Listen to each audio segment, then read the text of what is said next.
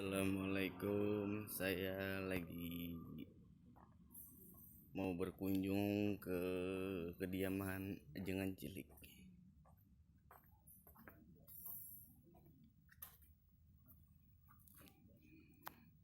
Nah, ini dia situasi kediaman Ajengan Cilik.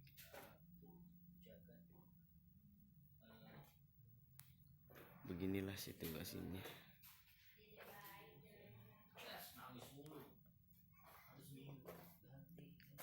Ini foto Kiai Fadoli Muhyir.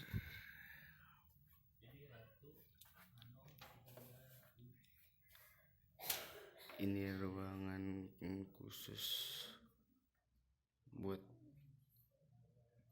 berkonsultasi para ulama-ulama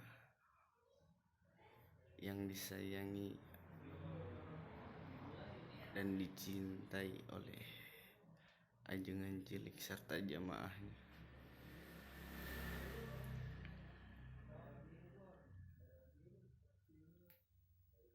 Kursi khusus kediaman Ajengan Cilik.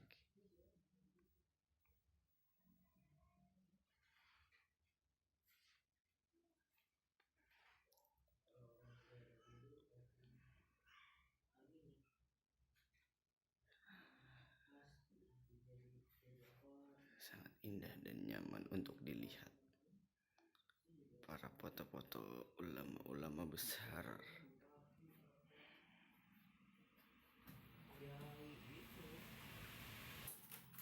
Ini murid-murid jamaah Ajengan Cilik.